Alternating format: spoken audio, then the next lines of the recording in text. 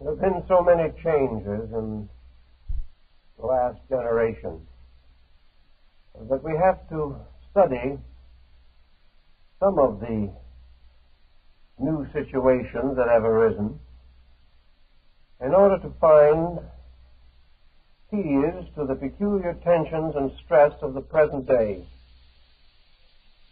I think one thing we can almost all remember, and that is that we were brought up in a smaller world than we live in today.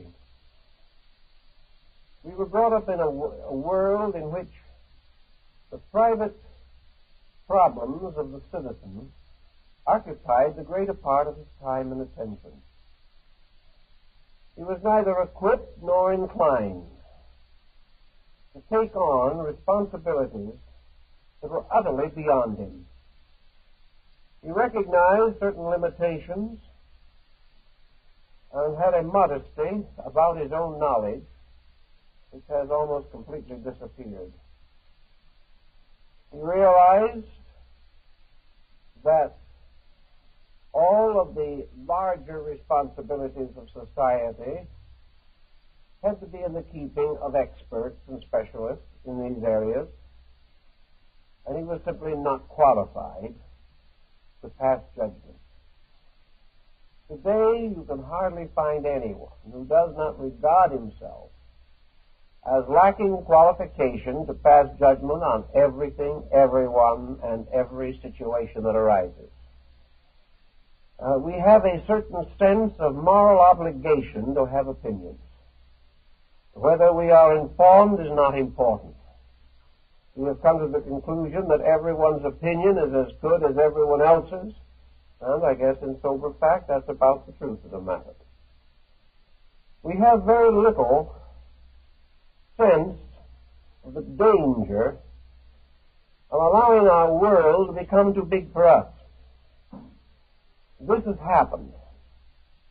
Our freeways are too fast for us. World news, world events are too complicated for us. The so-called progress of society is too much for us in a great many areas of living. We are struggling, we are hoping to make it. But in the meantime, we are whipping the nervous system almost more than our economy can sustain. Every neurologist, every specialist in fields of human health is aware that modern man is developing a collective fatigue mechanism. He is born tired. And people who are tired become very easily irritable. And from fatigue arises faulty judgment. And from the mistakes we make, naturally, must arise powerful defense mechanisms, to say nothing of the waste of energy and time required to correct these mistakes. So today we are a very much fatigued people. We are expected to be informed on almost every subject. We also have a feeling that comes with fatigue of irritability. We are unable to carry the small problems of life with gentility. We cannot have a debate without it becoming an unpleasant scene. We cannot discuss any subject without making enemies. We can pass no opinion without someone rising up in righteous indignation to declare that they object. There seems to be no reason for much of this. There seems to be only an exhaustion, an irritability. And out of this irritability, there arises the causes of feud and of very serious national and international problems. So I think we must, this evening, consider something of a philosophy of man's adjustment with his world. The first question that arises, I think, is, can anybody, except a moron, adjust pleasantly to existing conditions?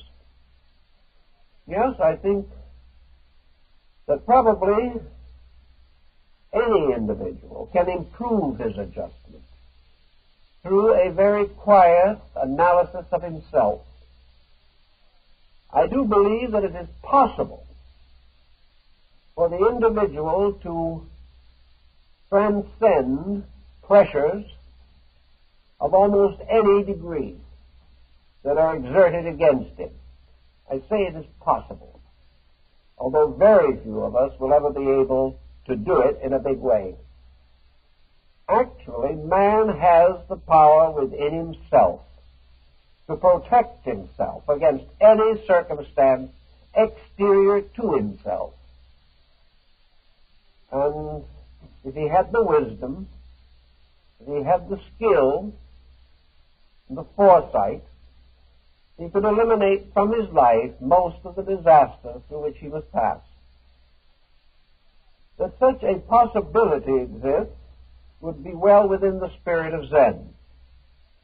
Also, Zen would affirm definitely that the individual can achieve adjustment without becoming negative or unrealistic or without denying the experiences that go on around him.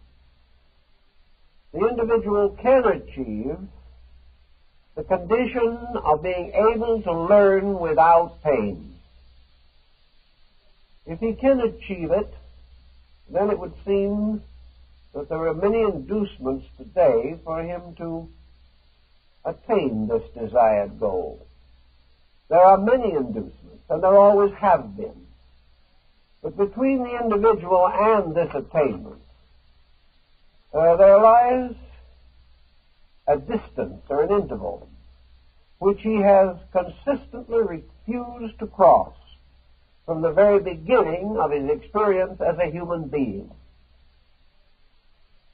One of the things that we can learn from going back over history is that the average person has never been able to reach a point in his development in which he could rise above the pressures of his own disposition. He has never been able to be right for the sake of being right.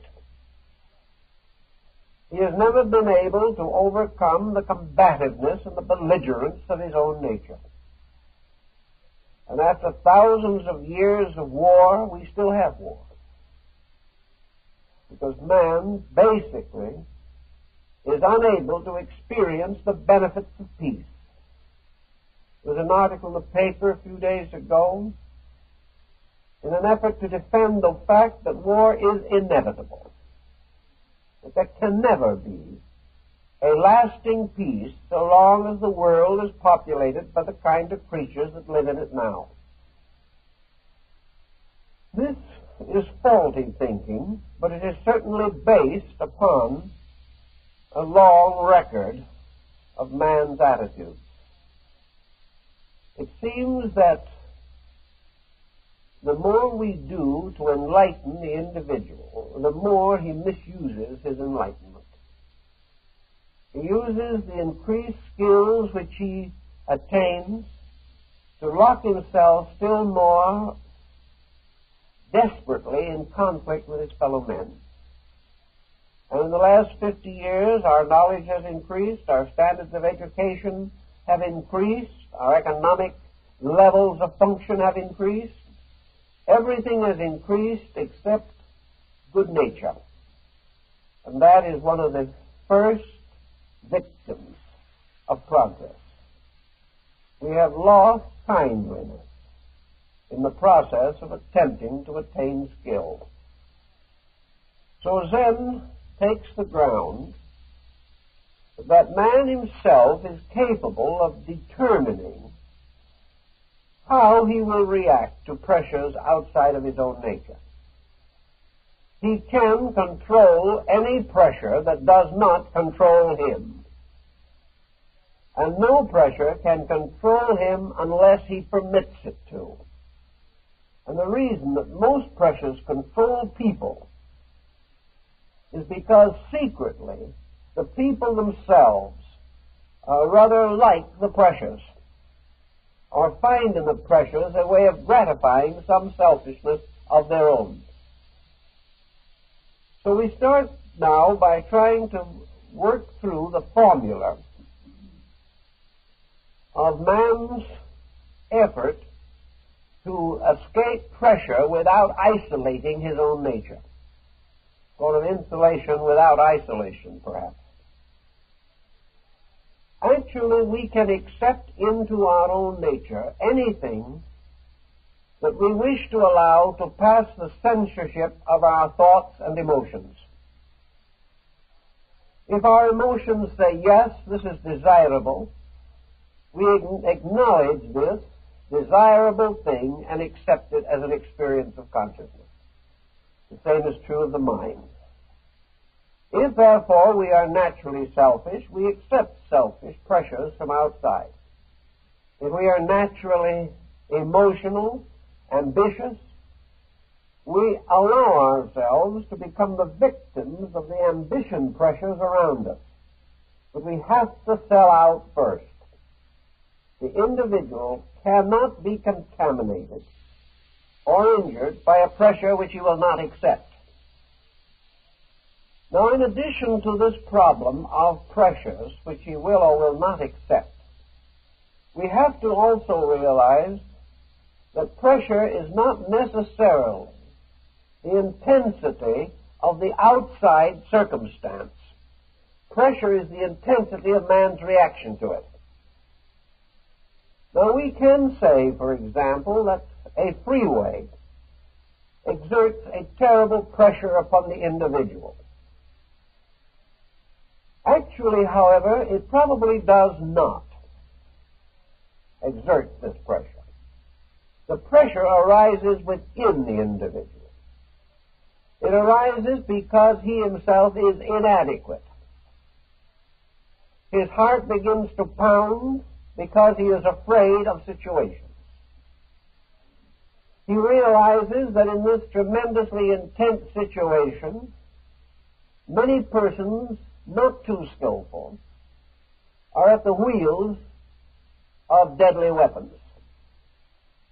He is frightened, he is worried, and he becomes tense and becomes himself a very dangerous element in the pattern. I think we would find that under hypnosis, this same individual would be able to drive the freeway with full alertness of his sensory perceptions and no marked increase of his nervous reflexes or his cardiac rate. We would find that this tension arises from a series of psychochemical factors within himself. Also, if this person, for any reason or other, felt that at a certain time his reflexes were not adequate, he can always get off of the freeway. He does not have to fight the thing to the end as we seem to feel it necessary to struggle against pressures until they destroy us. Pressures, therefore, represent the actions of other people. And there's an interesting possibility to assume that our reaction to pressure is largely karmic. We accept the pressures we deserve, just as we accept everything else in life that comes in because of our own constitution. Therefore, the way in which we react to the intensities of civilization, of world events, and the degree to which we permit these things to trouble and destroy us, this whole chemistry is karmic. It is the weakness, inadequacy, inability in ourselves that causes us to achieve only confusion as the result of pressure. Now, we can say definitely that in order to escape this pressureful circumstance, more is required merely than to lock the individual attitude against pressure. The person who says to himself, I want to live a less pressureful existence, must set the law of karma operating in the direction which he requires. In order to experience less pressure, he must cause less pressure. In order to be free from pressure around him, he must relieve himself of the pressure within him. He must cause adjustment rather than confusion. He must cause an harmonious relationship between himself and life rather than the intense relationship which he now experiences. How can he do this? In the first place, he can begin to investigate his own psychic integration. He can realize that he is tired. But why is he tired? Is he actually tired because of the exhaustion of his employment? Is he really fatigued because of the newspaper and the television? Is he actually worn out by the uncertainties of international relationships? Usually these so-called outside causes are excuses rather than reasons.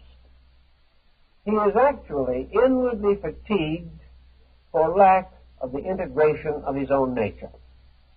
He is inwardly fatigued because he has not brought his own appetites and instincts within the control of common sense. For example, one reason why he may be terribly nervous and tense is debt. And why is he in debt? Because he has spent more than he has. Also, he can say emergencies forced him to do this. If emergencies forced him to do this, then it is almost certain that he was not prepared for emergencies. Now, it's hard to be prepared for emergencies today, but it is still harder when you live beyond your means every day. The individual is in trouble, is in tension, and is under stress very often simply because he has lived poorly, because he is not doing the things that need doing, and he is not following common sense procedures himself. Another great cause of pressure and tension, of course, is personality conflicts. And the person should ask himself occasionally, why am I under such constant personality stress? Is it because I am trying to defend the fact that I am always right, when the obvious proof is so much against me that I'm merely a nervous wreck trying to maintain my end of the argument? Actually, the individual who is unable to admit defeat in these things, who is struggling desperately to preserve an image, both for himself and for others, which he cannot maintain, is naturally under tremendous pressure. If this same person, finding themselves in an embarrassing situation due to their own mistakes, would simply smile and say, well, I guess I was wrong, there's no tension building. But if the person refuses to admit this, he most certainly will try to shift the blame. When he does that, he enrages other people. And very soon a great deal of tension arises, and this is what happens between nations and causes war. So wherever the individual is under tension because he is living a code of pretensions, one way is to reduce tension is to stop pretending. To simply acknowledge that we cannot, any of us, always be right. Nature has given us two tremendous escape mechanisms to help us to work with tension. One is laughter and the other is tears. Both of these will break tension. Now, tears are usually a rather unhappy way of doing it, because the individual is either very sorry for something or very sorry for himself by the time tears set in. But laughter is always a happy way of breaking tension. And the fastest and best way we know of breaking a tense situation is to be able to laugh at our own mistakes. laugh at ourselves rather than other people. When we no longer take ourselves with such desperate seriousness, we do not have to defend an indefensible situation. So we go on down examining one little pattern after another to find out why these tensions close in on us. I know people who have almost died of freewayitis in the last few years. They're fighting freeways morning and night. They're striving desperately to get somewhere, and perhaps risking their lives.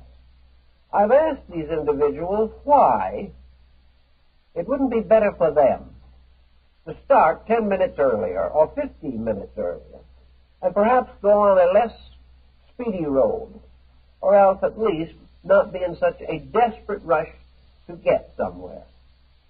Most of the individuals simply can't even conceive starting a little sooner. This is beyond them. If they start a little sooner, they'll have to eat breakfast a little sooner. They'll have to get up 5 minutes sooner, or 10 minutes. And it all adds up to an impossible situation. The only answer is to get behind the wheel and try the best you can to get there on time when you start late. If you can do that, you're a success. And people feel this is necessary. The old story, of course, on this that I think is a classic is when Rene, the great Chinese statesman, rode on an express train with President Ulysses S. Grant when the train was making a record-breaking run between Washington and Chicago.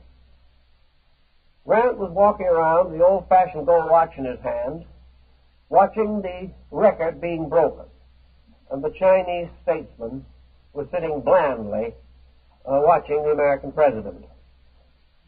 Suddenly, Grant snapped the watch shut, turned to the Chinese and said, "Early, we've done it. We've made this trip in 10 minutes less than it was ever made before." The old Chinaman smiled and said, "Yes, Mr. President. Now what do we do with the 10 minutes?" No one had any answer for that one. Yet we are killing ourselves for lack of that answer every day right here in this generation. We are allowing our bodies and our minds and our emotions to take an unnecessary beating simply for reasons of this kind.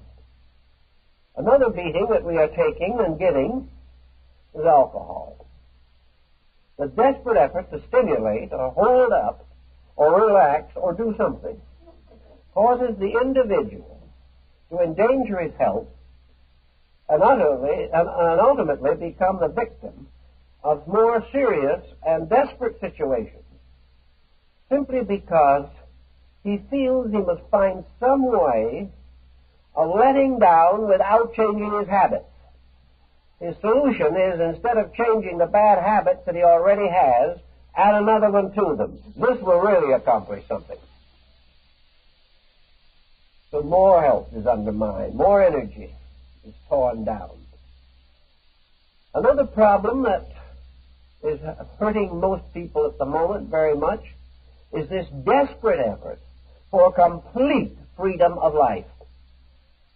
The individual wishes to do only exactly what he wants to do, when he wants to do it.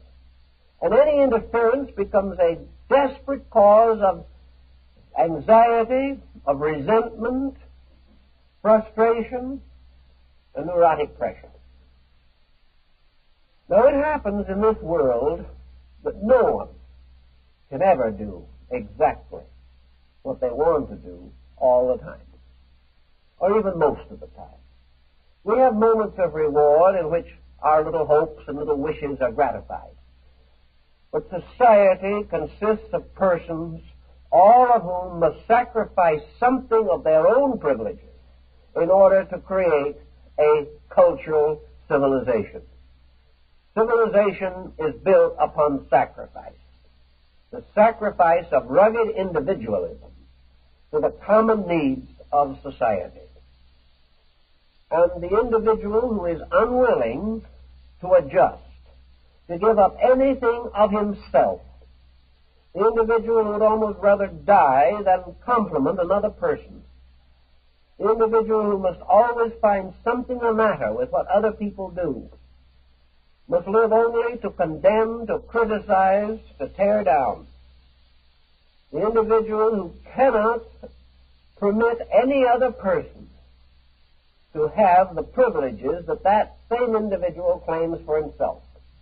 This is a cause of tension, a cause of great frustration.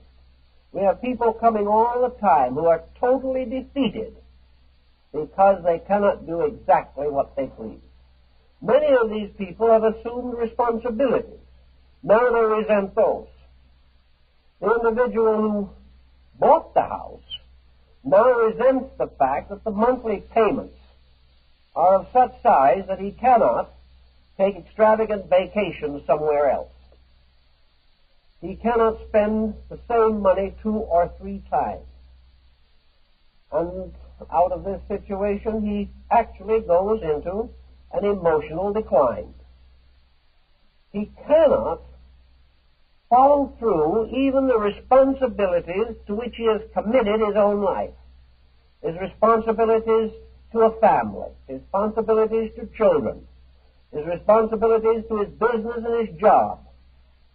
These weigh heavily upon him, for every responsibility is a restriction upon total freedom. And the individual is struggling for total freedom. And what does he get out of total freedom? He gets the same mysterious thing that happens when the watch in a mainspring in a watch breaks. When there is no longer any resistance, when there is no longer anything which the spring is driving or pulling or pushing, the spring goes wild, and the individual goes wild. Instead of having freedom, he comes in the end to complete mental and emotional confusion. For our responsibilities are some of the most normalizing forces in our lives. One by one, we can consider all of the different things that people do to make life hard for themselves. And when we get the pattern all put together, we realize that it's hardly necessary for society itself to contribute anything. We can become nervous wrecks all by ourselves. But it is our tendency immediately to blame other conditions for our troubles. This evasion of personal self-analysis, this evasion of the willingness to sit down and think through our own mistakes, is one of the reasons why we do not see the operation of the law of karma as a just process in our own daily experience. Supposing we begin lowering these pressures by a distinct and definite determination of our own. Supposing we gradually work our way through careful planning into a condition or position in which we are dependent to a minimum degree only upon any circumstance outside of ourselves, that we are going to live so carefully, so wisely, so justly in our own relationships, that we are going to give other persons no just cause to be displeased with us. And we are going to give ourselves no unnecessary burdens or responsibilities out of foolishness, selfishness, or stupidity. Now, this doesn't mean that we can end all suffering, but we certainly can reduce it. We can reduce it to an endurable degree in which it will no longer bind our own attitudes. The confused person loses the orientation which provides him with a philosophy for living. The confused person doubts God, man, and the universe. And he has a tendency to assume that everyone else is as confused as he is. And if he cannot put the universe in order, he is inclined to believe it cannot be put in order. Thus, his own personal confusions lead to materialistic attitudes, atheisms, agnosticisms, and the like. And he comes more and more into a completely negative relationship with life. The first thing we can do, or should do, therefore, is to try to get ourselves out of this mysterious situation in which we have become involved. Through bad education, through false attitudes, through the stimulation of false appetites, through a completely inadequate general psychology of life, we simply have allowed ourselves to deteriorate. We have to correct this, because otherwise no amount of social reform can save us from ourselves. We can have everything that we can dream of today, we will still be in the same situation, because we'll start other dreams even more fantastic. Then comes into this by also pointing out the great difficulty of a person trying to work with the confused psychic nature within him. When we turn within ourselves and find a world of absolute nightmare, a fantasy that makes no sense, when we look inside of our own nature and find a mass of uncontrollable factors, we hardly have any concept of how to control them. We have the feeling that by the time we correct one fault, 10 others will have destroyed us. There seems to be no place to start. When we really become aware of our own mistakes, we suddenly discover how many faults we can and do possess. While we have denied any of them, and all of them, we seem to be pretty highly advanced people. But when we face the facts, it's very disillusioning. Zen tells us that you cannot solve the problem, therefore, by going into yourself and trying desperately to reform each of the little separate impulses that is annoying you. You can keep this on forever, and you will still never reach integration. Because even if you browbeat some fault into submission, this does not mean that the fault, even though submissive, actually makes a valid contribution to integration or true cooperation. It is like a police state, a dictatorship. If the will dictates the control of the emotions and thoughts, you have no voluntary friendships between them. You have no cheerful cooperation, but only a sullen state of suspended rebellion. Zen then takes the attitude that this is not the way to do it. That if we have to fight with ourselves against every negative situation that arises, we will again be locked in conflict to the very end. Maybe a noble war, we may go down to a magnificent defeat, but we're not going to win. So Zen tells us that all of these faults exist and are annoying because they are sustained by mental or emotional energy.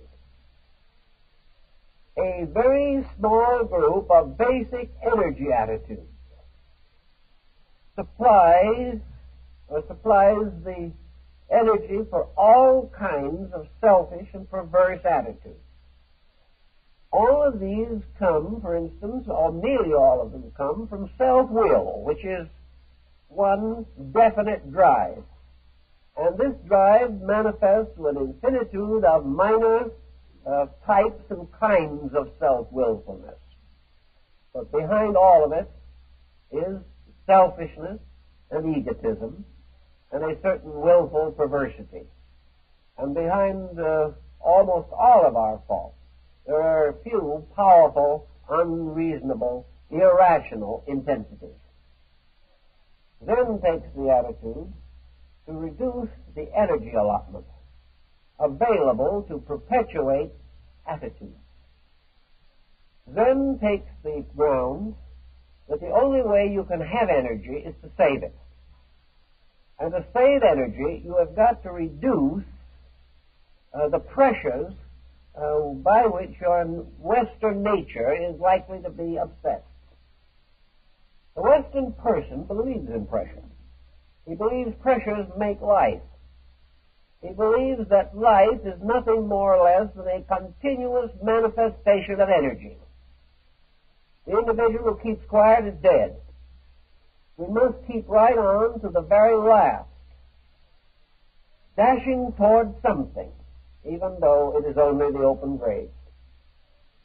The Zen thinker does not regard this visible, symbolic exertion of energy as a symbol of aliveness. He does not believe that we must sell ourselves the idea that we are healthy because we are always up to our neck in exhaustion. That we must be worriers, we must be profoundly concerned about things we know nothing of, in order to prove that we are mature, thoughtful people. All we really prove is that we're very ignorant people, because our various formulas do not work, our solutions solve nothing, and our opinions are valueless to ourselves and others. So this cannot be the best answer. Suppose instead of this, we work for a quieting down of the entire inner life. That we work for a kind of retrospective mood, the mood of tranquility. That we gain this mood of tranquility by devoting a little of our time simply to unwinding, as Zen calls it, unknotting. That instead of sitting around tying knots in ourselves, we go to a quiet place somewhere and slowly and quietly untie the knots. That we realize that every one of the tension patterns that we build can be changed, can be modified, if we will simply, quietly reverse the processes within ourselves. It is perfectly possible to reverse these processes.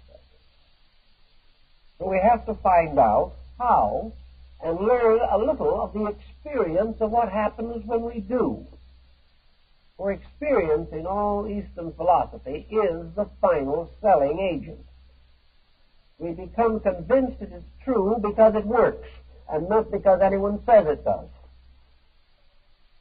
Let us imagine, then, the process of unknotting for the individual.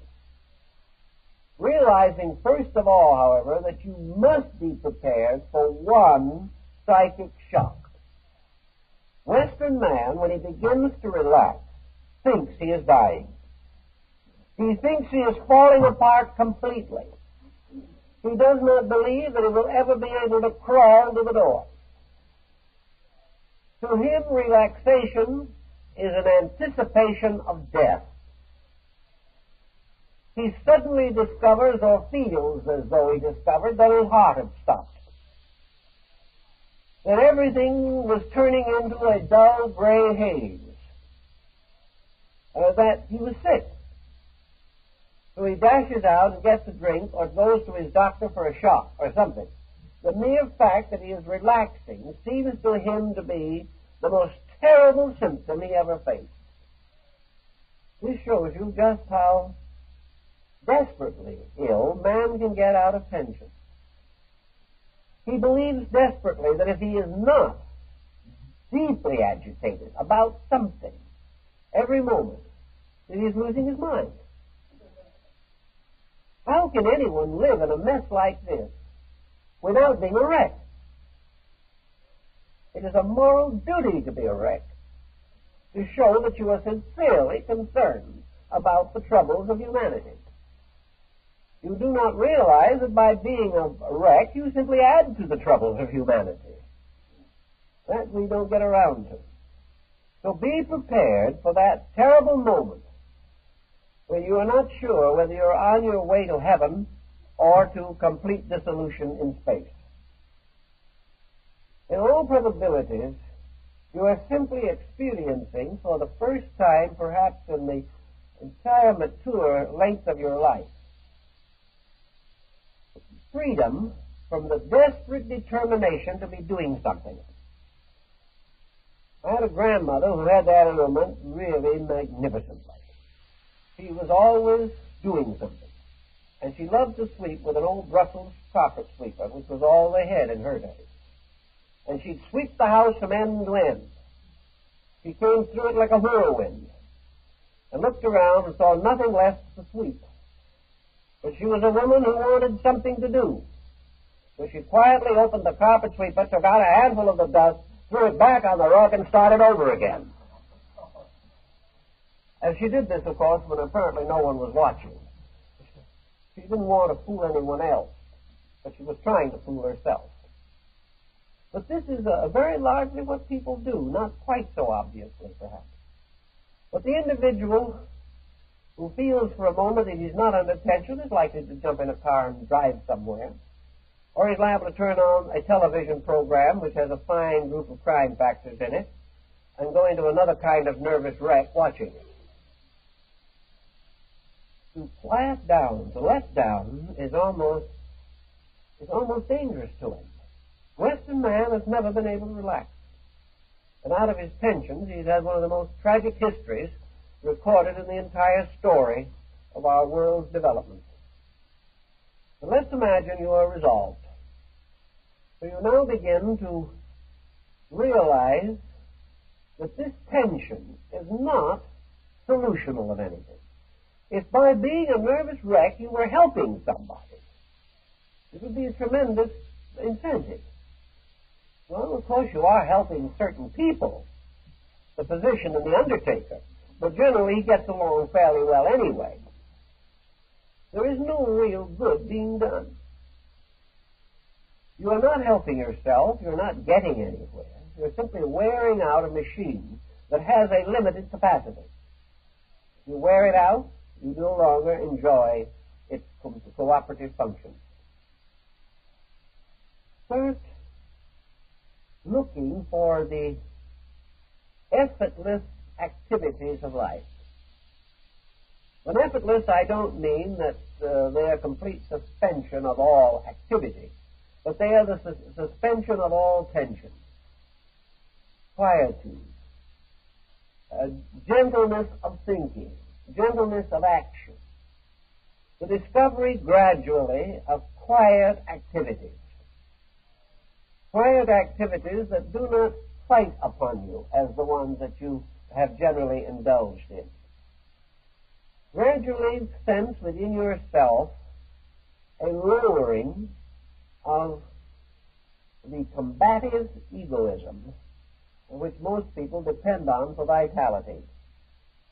Sit quietly and experience yourself as no longer desperately concerned with everything around you. Observe yourself as a detached being, a being in a state of quietude, as old Daruma wrapped up in his mantle in the Zen legend. Just quietly take a few minutes once in a while to start with and let go inside yourself, unwind yourself. Just feel beneath and behind these tensions. Now, one way of doing it is to be rather quiet and then begin with a simple symbolism, the opening and closing of your eyes. Opening of the eye creates objectivity and relationship. The individual who opens his eyes becomes in that action a citizen of the universe of environment, things around him. When he closes his eyes, he no longer is a citizen of a universe of visual phenomena, which is the universe most real to us. For sounds still endure, but we are more affected by sight than by sound. 50% of our tension will relax by the mere process of closing the eyes. In this sense of the word, just quietly close the eyes, and in so doing, you close symbolically your intimate association with the world of people, of things, of possessions. If your eyes are closed, you are making a statement of non-acceptance of phenomena. Now, this isn't a rejection. This is not a process of denying the reality of the world or of its problems. It is merely the affirming that by the control of your own senses, you can determine how much of the world you are going to let in at any time and how much you are going to keep out. Now, the purpose of the course is not to keep out all of the world. The purpose, however, is to let in only what you can handle. Not to let in from the outside more than you can control by your own intelligence. If you let in too much, you then enter a state of confusion. Not to let in enough is to deprive yourself of the opportunities for growth through the understanding of phenomena. But our eyes are intended to provide us with experience. They are not intended to provide us with chaos. So we can control the amount of the outside world that we will permit to enter into our consciousness at any given time. And we must never let more in than we can administer. The symbolic action of closing the eyes brings with it usually a tremendous sense of relief. Meditation, of course, is a kind of waking sleeping. Meditation is a process of being consciously awake, but gradually separating yourself from the tremendous pressures of worldly attitudes. So meditation is possible only to the individual who is able to relax or reduce pressure tension, which he does at least symbolically by closing out this world of eternal turmoil in which he materially lives. Having determined to accept only what can be administered, what can be controlled, the individual then realizes that there are two courses open to him.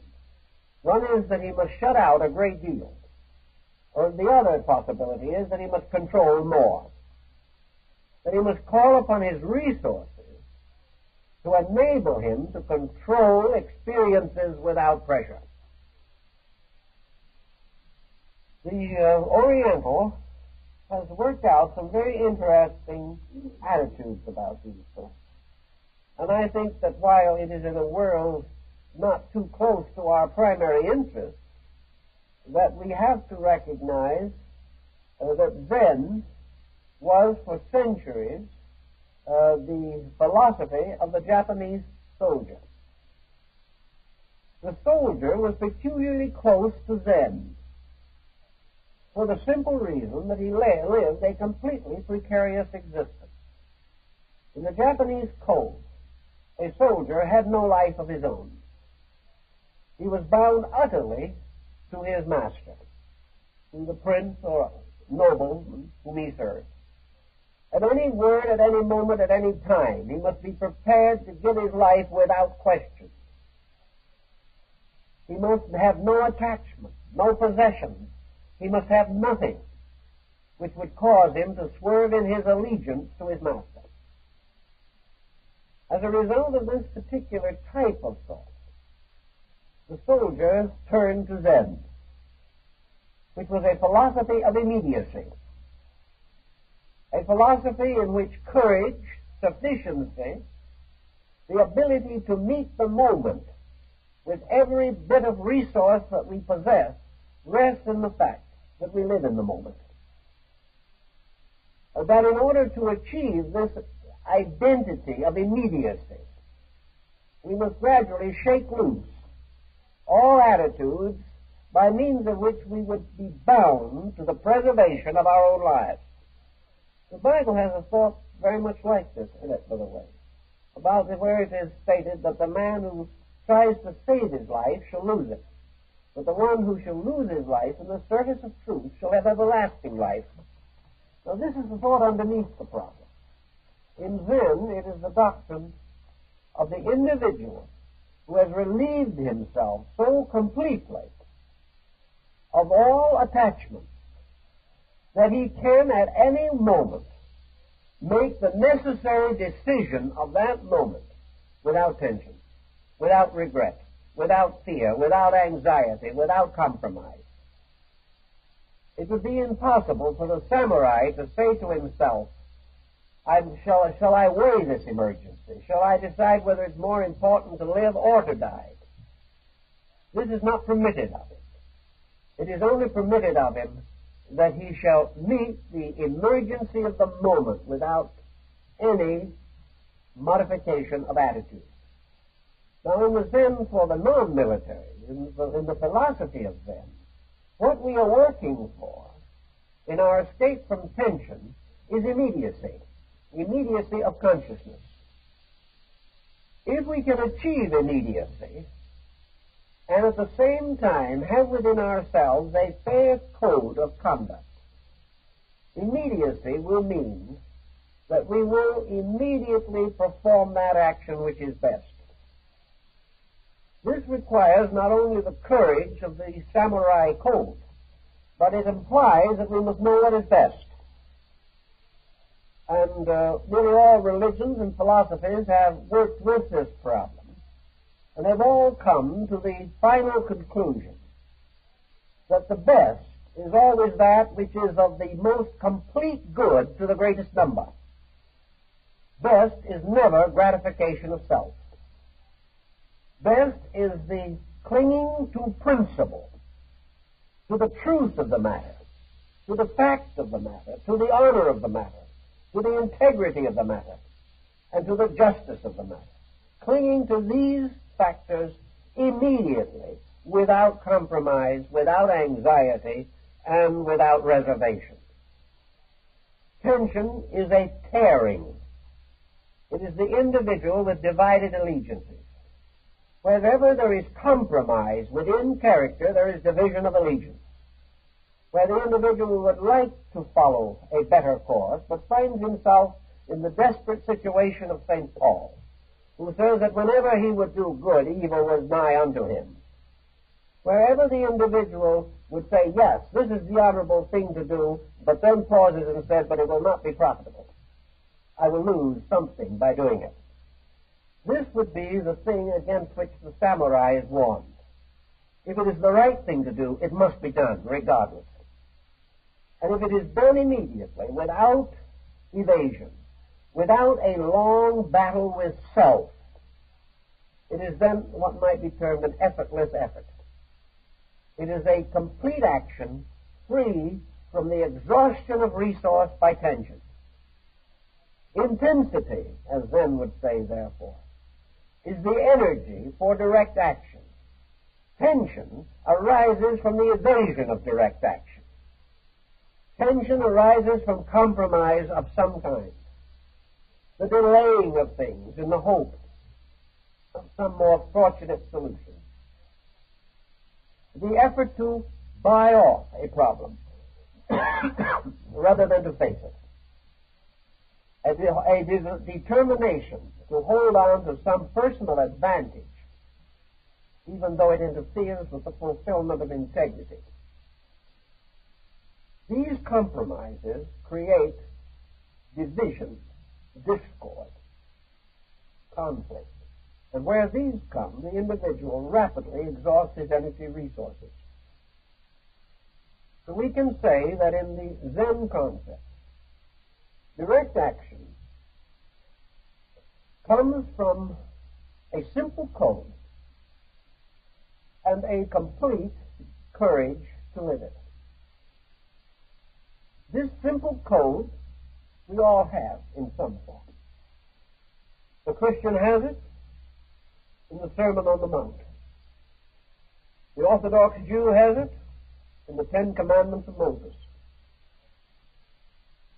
The Muslim has it in the Code of Muhammad. The Roman had it in the Justinian Code. Codes of honor. Codes of character and principle.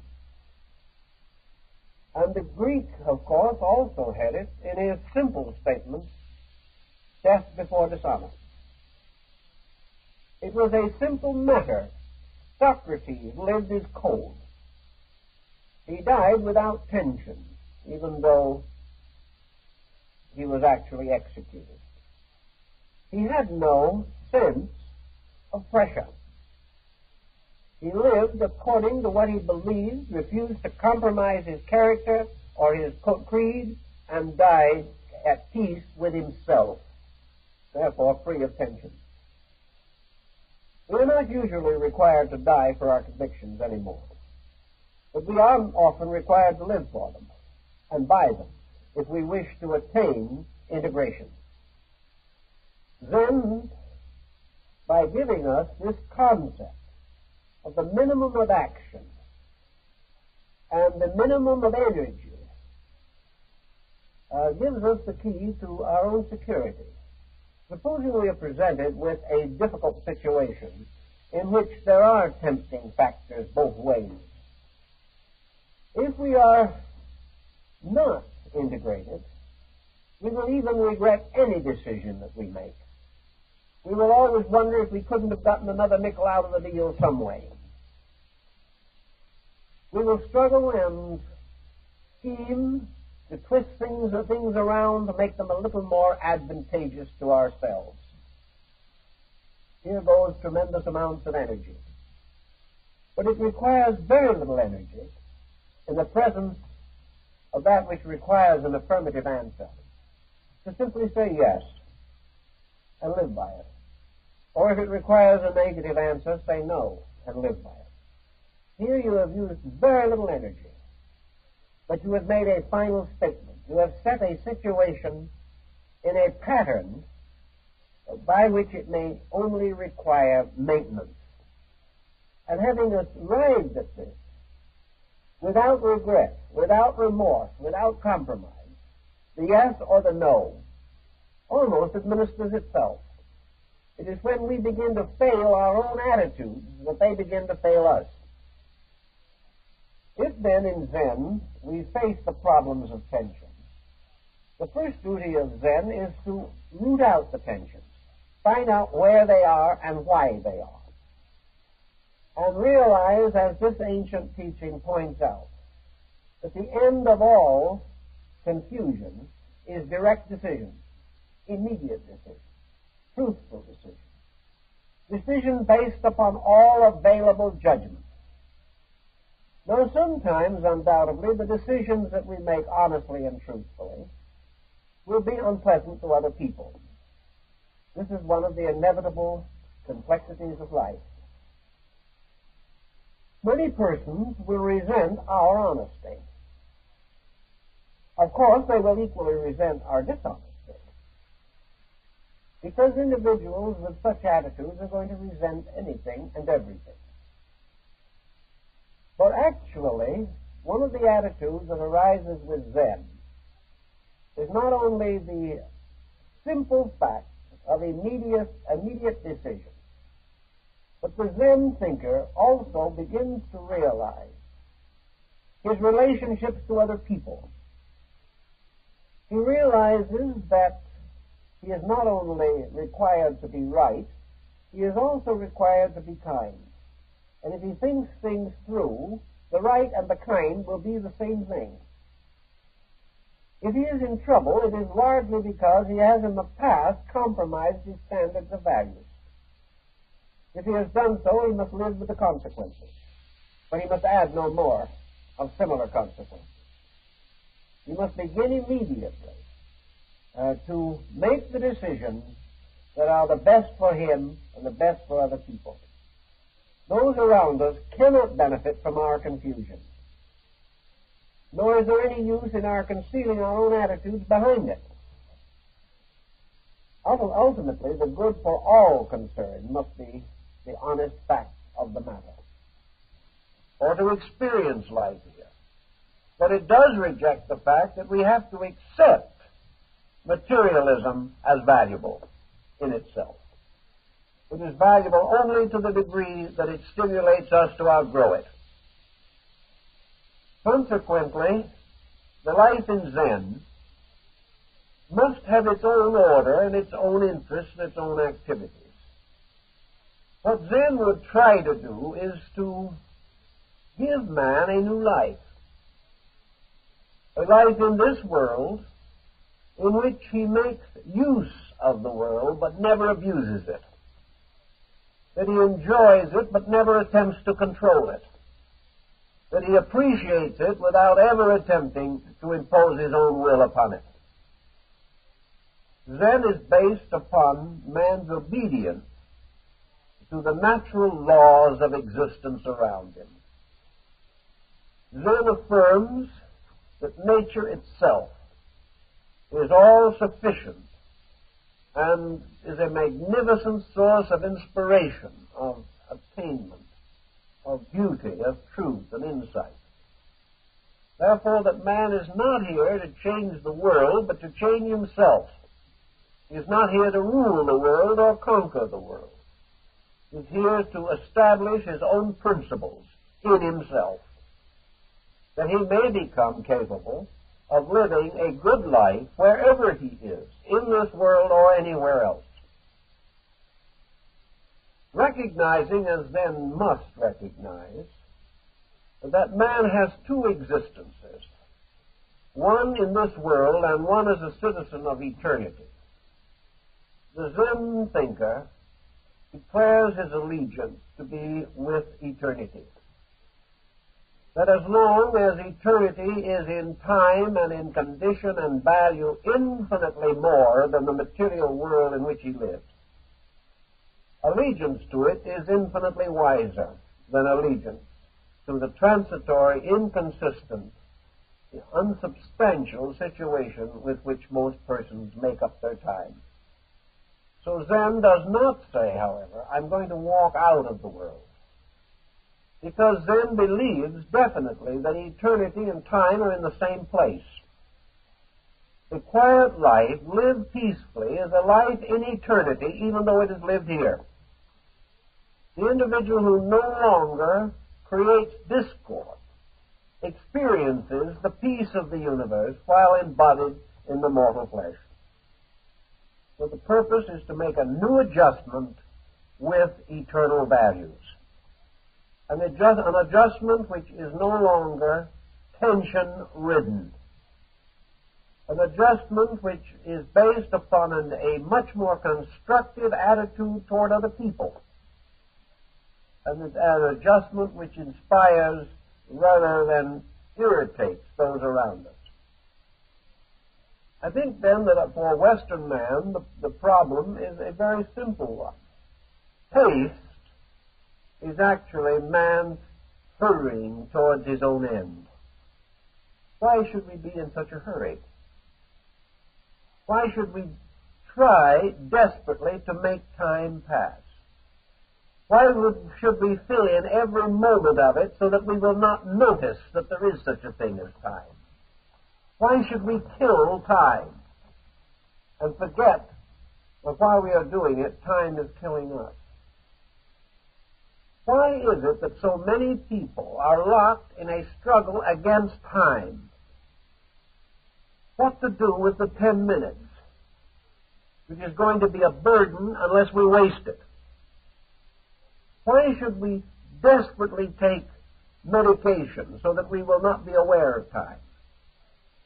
Why should we try to sleep 24 hours a day as some neurotics do because they cannot even face the ordinary existences of a day?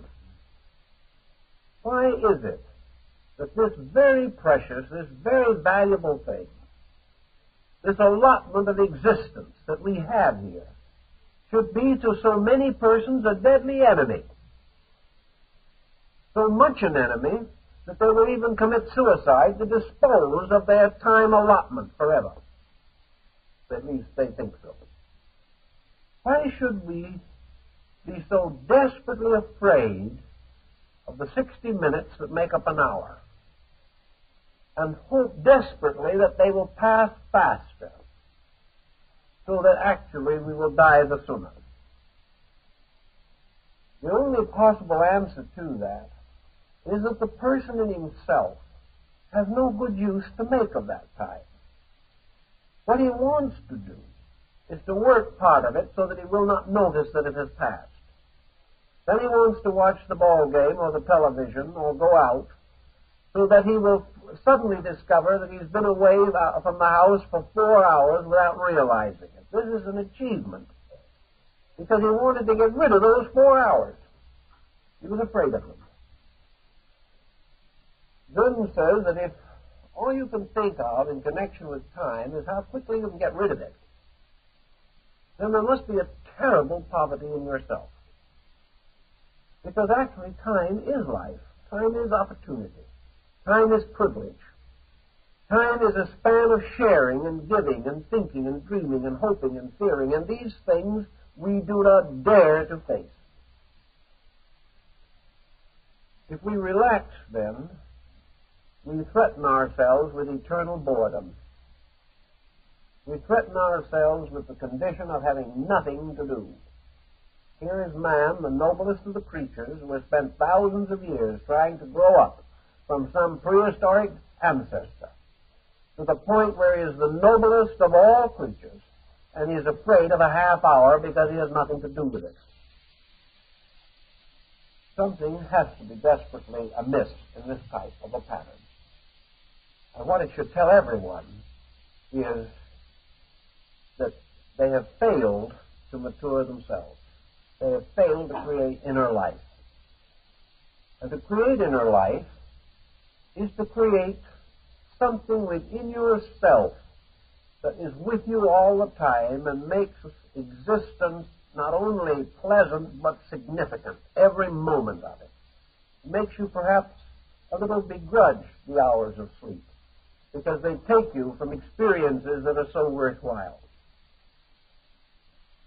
To achieve this inner maturity of attitudes, the Oriental turns to creative art, to creative thought, to poetry, to literature, to all the beautiful things that make up contemplative existence. He finds a wonderful wealth in the contemplative life. The life of contemplation is simply the life of constant acceptances. It is the accepting into self of the wonder of living, the wonder of life. It is to be forever enthralled by universal beauty, to be constantly almost overwhelmed, as the mystic was, by the significance of life itself. In this there is simply no time, no opportunity, no need for all the self-pities and all the irritations and arguments with which we load our lives. But to do this, we must some way escape from the mediocre, from the constant patterns of meaninglessness, which have closed in around us and made every day like every other day. We can break this pattern if we want to. But to want to is the problem.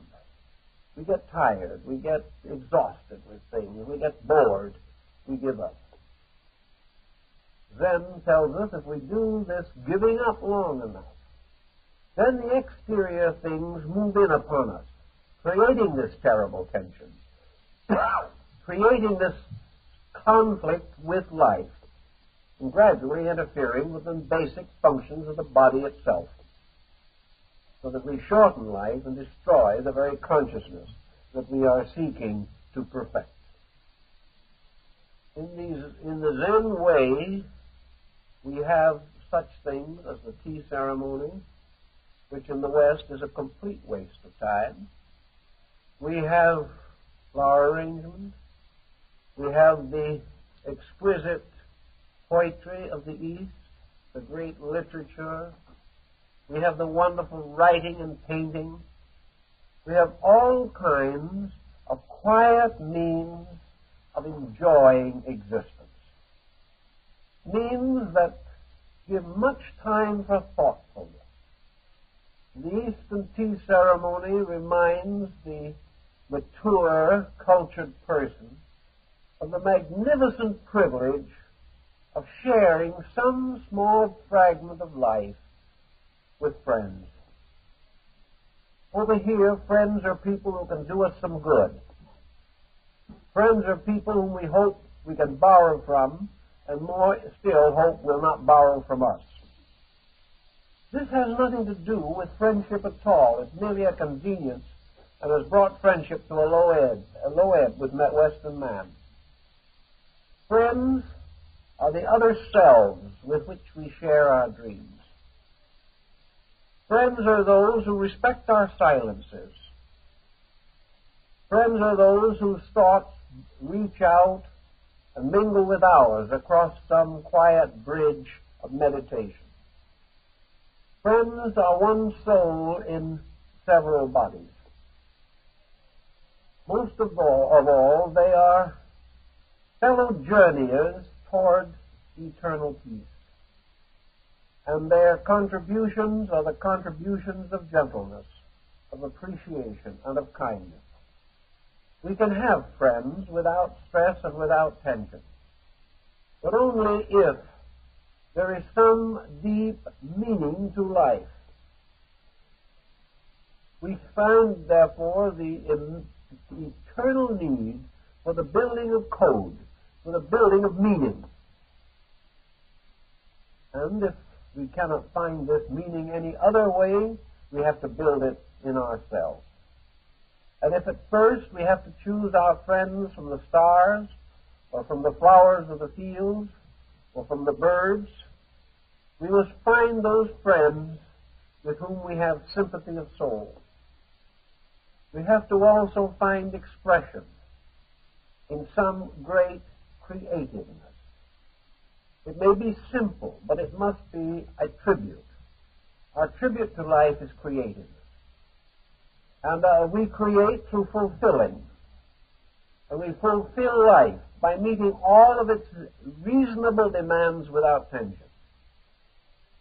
We take various areas of beauty and we perfect them. It is the same in raising children.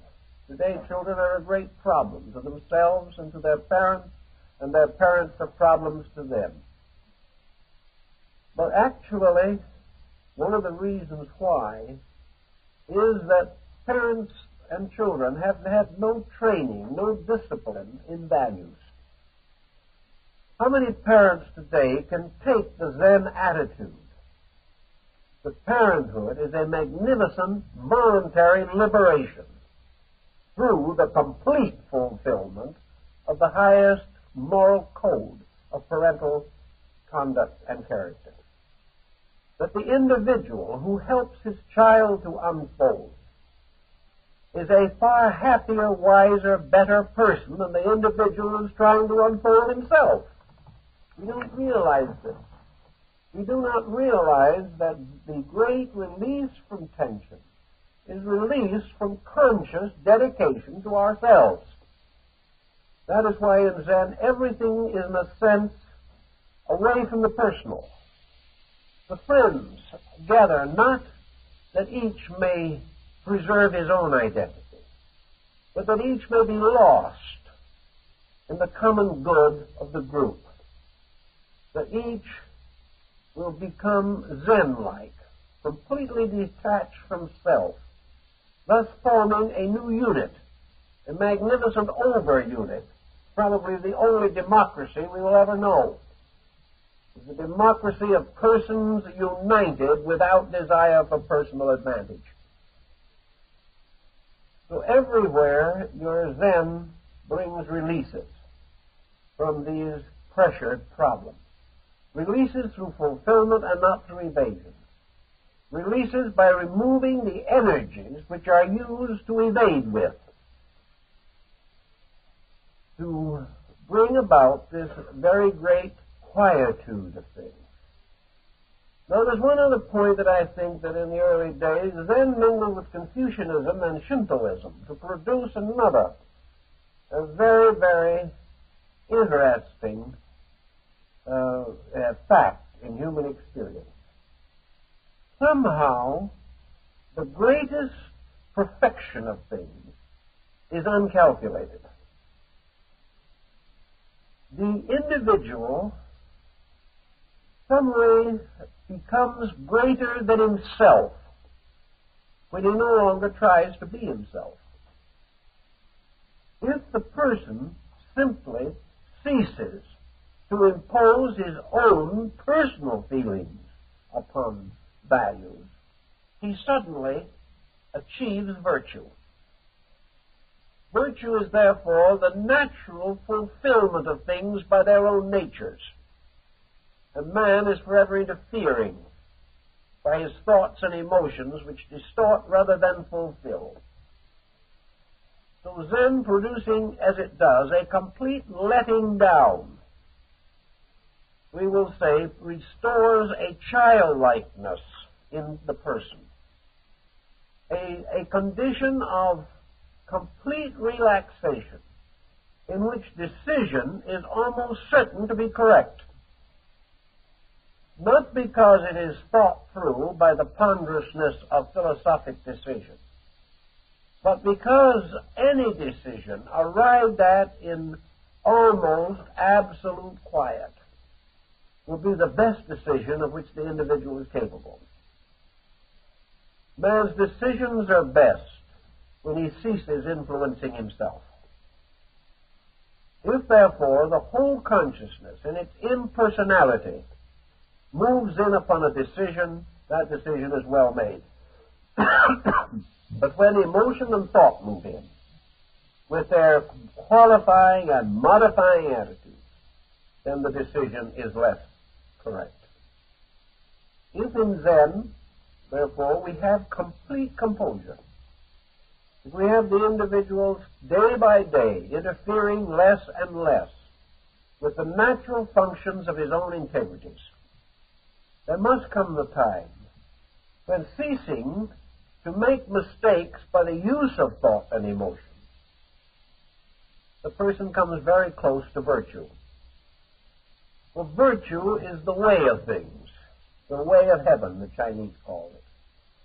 Virtue is the inevitable law of things, moving things according to its own purpose and its own will. And when man ceases to move himself and gives up trying to move other people, he is then moved by heaven. It is hard for us to understand this, because we have always been striving so desperately to over-influence, to dominate and to force, to control and to almost imprison or restrict the rights of others. But when we relax, heaven knows best. The person who allows his complete integration to move him is best moved. And his complete integration means that no single part of him dominates the rest. He must have no allegiances to anything except quietude, except peace, and except the laws and principles which are at the source of life. Zen tells us that in the complete composure and detachment of inner tranquility, even the simplest peasant, the farmer, becomes the sage. That the child becomes the teacher of the man. And that some small flower without voice becomes the teacher of teachers. Everything becomes meaningful if the individual is quiet, follows the ancient admonition, be still, and know that I am God. So against tension, as we know it today, is stillness. And actually, tension is the parent of ignorance, and stillness is the parent of wisdom. For it is only in stillness that we can receive. And it is only by receiving into us, into ourselves, the infinite life of things as a vast motion, as a great energy, that we can ever transcend the small intellectualisms that we try to pass off for knowledge. So tension really locks us away from knowledge, and we can see that in our present world conditions. As tension increases, collective judgment is impaired. In the tension of the last 25 or 50 years, our educational institutions have lost most of the name of action. In the desperate efforts to solve the problems which we have created by ignorance, we find even more ignorant solutions, and the problems get worse instead of better. Everything arising from desperation adds to the desperateness of the situation. We see around ourselves today nervous wrecks making laws that are likely to make nervous wrecks of the rest of us, if we permit them to. Out of this tremendous emergency, out of the futility that is arising in us, out of the disillusionments and the discouragements, out of the loss of our natural buoyancies, out of the loss of our sense of sufficiency and security in problems, comes nothing but more trouble. We cannot, in a state of tension, ever solve our difficulties. For all we can possibly do is make emergency measures, and these are always inclined to make the problem worse. Today we look around. No one seems to have any answers. Everyone is as tired as we are. And out of the desperate conclaves of desperate persons come these measures that lead from one emergency to a worse one. It is the same in personal living. The individual under tension can practically never be right. Whatever his decisions are poorer than they should be. And therefore, out of tension, the individual is constantly adding to his own responsibilities and burdens. He is making life more difficult as he tries to find desperate cures for it. And among the desperate cures that we are looking for is this strange irresponsibility which is so noticeable in the present generation. Having no answers, these younger people are simply following the pattern of trying to use up life as quickly as possible, lest it slips away unused. This is no answer. Tension cannot relieve itself. The only thing it can do is destroy us and perhaps cast us out of life. We'll come back at some later time and maybe learn then. The only answer is to start immediately to depress this tension or to decrease it. Otherwise, we can never outwit the mistakes which tension causes. If, however, instead of this, we allow the quietudes in us to come through, if we allow ourselves to have a certain amount of stillness, we then become observers of things as they are. Tension is an astigmatism to the eyes. It distorts the testimony of every sensory perception. Tension prevents us from being able to read the truth in the newspaper, in the acts of other persons, in world events, or in the affairs of our own families. Well, the tense person cannot even recognize the facts because he has distorted his own receptive faculties. What we need, really, is the ability to recognize the truth in things, simple truths in daily things, more advanced truths in those rarer episodes that make up various phases of living. To discover truth, we have to relax. We have to get ourselves and our own opinions out of the way. We have to realize that we owe a greater obligation to truth than we do a loyalty to our own attitudes. In the effort to be consistent, we are only perpetuating our own mistakes.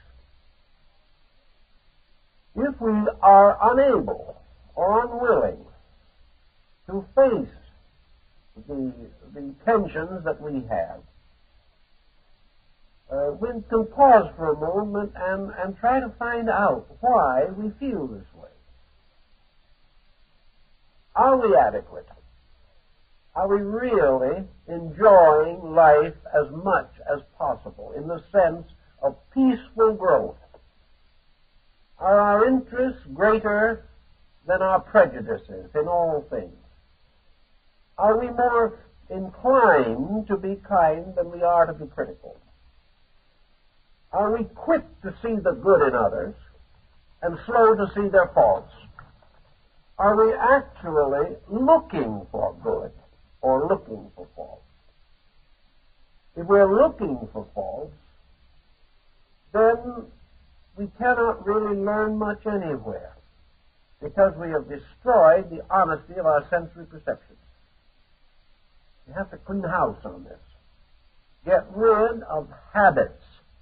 Get rid of prejudices. Get rid of attitudes by which you lock yourself into false perspectives.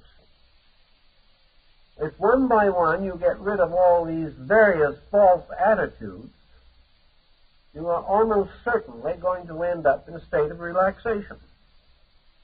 You're going to find in the end that when you get rid of all of his faults, a very nice life is what is left. A very pleasant, happy existence. When you stop punishing yourself, the punishment ends. For you are doing it. And the moment you stop punishing yourself, and are quiet, and receptive, and cheerful, you open the gates of vision. You become aware keenly of the universe of great joy. And you begin to see past these things. Someone will say, well, how can you see a universe of great joy at the present time? Well, the universe of great joy is there just as it always was. The only difficulty is that human beings have simply refused to keep the rules of the game. The universe is not to blame. And man, by the wonder of the universe, is going to inevitably, ultimately redeem himself. Nothing is really wrong. The only thing that could be wrong would be to have the world as it is enjoy peace. This would prove that there is no justice. This would prove that there is nothing to hope for. Because if a world locked in its own errors can escape those errors without the correction of the cause, then we have no orderly universe. We have nothing to hope for. Our great hope is the justice that will forever decree that the wrong can never succeed. This is our real basic hope, and this is why the universe is a very good universe, even though it looks a little difficult at the moment. It is good because it is going to make us good. And it is good because at no moment in the history of this world, at any time in the past, now, or any time in the future, can any situation arise which will prevent the individual waking up when his own inner life begins to mature. There will never be a time when man cannot find inner peace, and by so doing find the key to the universal confusion and perhaps make his own contribution to the correction of it. So I think we have to very definitely assume the basic correctness of the Zen point of view. That by means of it, we do not build a barrier between us and life, nor do we attempt to escape our own faults and let other people suffer, nor do we try to save our own lives at the expense of anyone else. What we are distinctly and definitely trying to do is to fulfill the purpose for which we were created. And that purpose is to understand the laws of our own creation and obey them. And to realize that to the degree that we grow up ourselves, we become powerful constructive forces in the complete program. If, therefore, in the course of your daily experiences, you find that you are nervous, the things are getting you, that the tendency to be critical is increasing due to the fatigue in yourself, then you have to realize that you must either accept this and be fatigued and finally exhausted and finally destroyed by your own mechanisms, or else recognize that this is a symptom of maladjustment, that you are out of harmony with life. And 9 times out of 10 today, the individual who is out of harmony with life is out of harmony because of his own self-centeredness. That he is trying to get something for himself at the expense of life. He is trying to get happiness without giving any. He is trying to get satisfaction without really sharing. He wants friends without being a friend. He wants adulation, but he wants to criticize others. All these things represent very un-Zen-like attitudes. But beyond and underneath them is this wonderful fact, this absolute integrity of things, which is our hope of glory at all times. This fact is the way in which cause and effect operates. That all these relationships are karmic, and that the only way to get the new attitudes is to create the causes of them in our daily living. So for the person who is under stress, if this stress is of outside things and you see no remedy for it at the moment, not having probably yet a sufficiently deep understanding of the total plan of things, then the first and most natural step is to conserve all possible energy, so that you will have as much as you can have for the very important things that you feel you must do. Stop wasting on things which have no real significance. Lower your emotional tensions so that your energies will extend over your responsibilities more adequately. Learn to watch every moment against the waste of energies. Learn to automatically protect yourself against any excessive action or attitude. The moment you feel your temper rising, quietly relax it before it has a chance to arise. Buddha gives a very good little formula for this, and of course Zen is Buddhism. Buddha says, the moment you feel the slightest tendency to irritation against anyone or anything, relax completely. Drop it, even before it has taken any appreciable shape in your mind.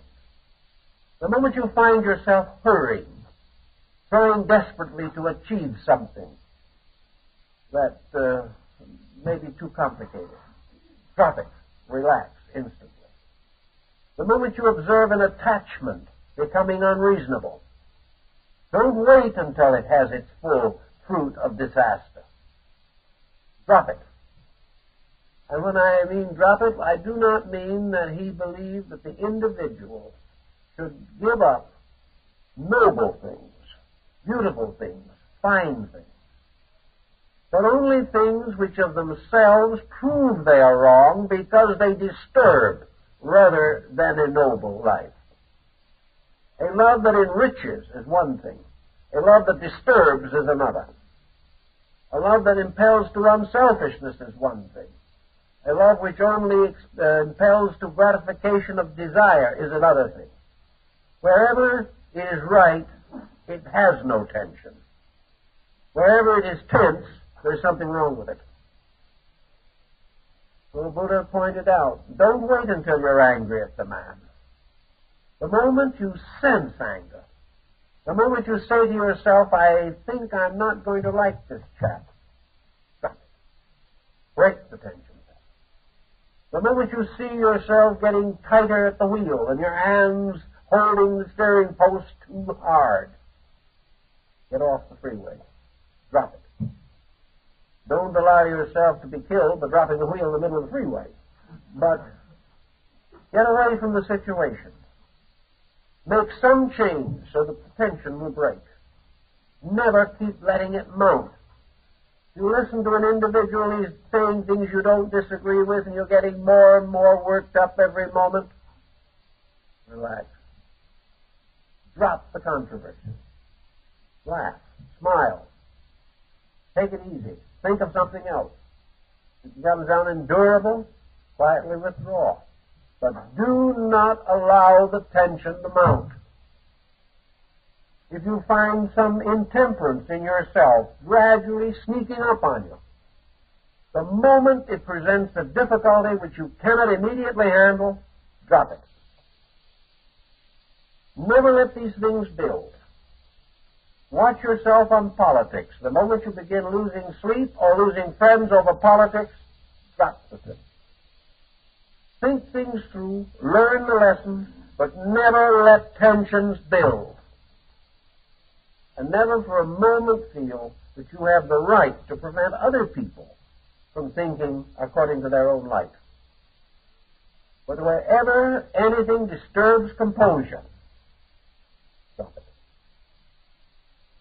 It is the only way to prevent these things from building. And if you prevent them from building, if you cut them off at the beginning, they will never get to the point where they will endanger you. That is the Zen meditation concept. Because meditation is simply this state of mind or of consciousness in which the individual simply does not participate in excess of anything, but holds all things in quietude within himself. Quietude permits us to think. It permits us to analyze. It permits us to weigh and to truly understand. But when we find it beginning to cause us to pass too many judgments, then be careful.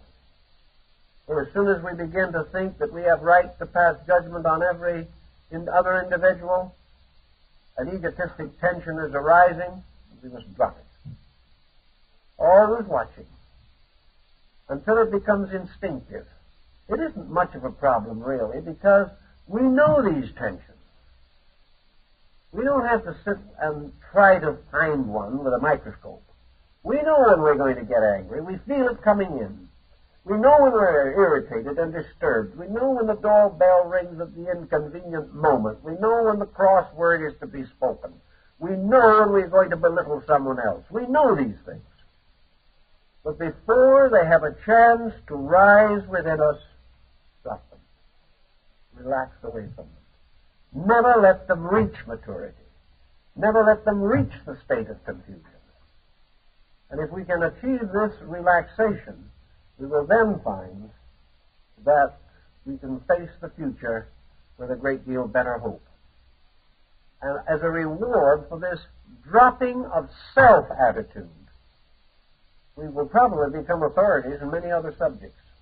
For the great student of humanity, the analyst, the news commentator, everyone who wishes to have a truly profound knowledge of facts must drop prejudice, must drop all things by which he obscures his own vision of the principles. Failure to do this means that he will have false judgment. So tension arises from all these pressures in ourselves, arises from all these judgments that we try to make, and the offenses that other people cause in us when they do not agree with our judgment. If we can quietly reduce the tension, then our judgments improve, our lives are happier, and we have more energy for essentials. For it is in those moments when, having dropped these tensions, we are quiet for a moment, that we are at our best. And insight, inspiration, illumination, the mystical experiences, the at-one-ment, the cosmic consciousness, which has been talked about so much by metaphysicians down through the years. All of these exalted states, as Emanuel Swedenborg clearly pointed out, most come to the individual who has found a great internal peace with God. The individual who is to receive the light of heaven must be open to it, must be relaxed and receptive. For if he is full of worldly wisdom, there is no place in him for the wisdom of God. If he is full of himself, there is no place in him for the divine. And if he is completely cluttered with his own tensions, he can scarcely be expected to experience within himself the peace of universal understanding. So as a reward for getting over ourselves, we come close to realities. And this closeness to reality frees us from tension and pressure. Because when we are close to reality, we are sufficient to our needs. And when we are sufficient to our needs, there is no desperation left in us. And we are not striving for anything which requires tension. We are seeking only that which is to be found in quietude, in peace, and in insight. In these arrangements of our patterns, therefore, we come at last to the goal we seek. So our whole problem is to cure, so to say, the tensions in ourselves by means of which we can never come to know what is good in life or what is real in life, and by which we perpetuate sickness and sorrow for ourselves. If we can understand this, I think we can see why Zen has been so cultivated in Asia and why it is beginning to deeply interest Western psychologists. For it is the only answer that we have by which the individual can clear his own consciousness by relaxing away from error. Not by fighting it, but by relaxing from it, by allowing error to go to sleep. And when it goes to sleep, that which remains is truth. For error is a cloud upon the face of truth. And if the cloud is dispelled, the truth is there. And behind all the clouds of error will be the light of truth. The light of truth comes to us when we relax and remove the clouds of tension, pressure, and opinion with which we benight ourselves. If we can achieve these ends, we will have gained a great deal of good for ourselves and those who love us and those around us. Well, our time is up, so we thank you very much for being with us this evening.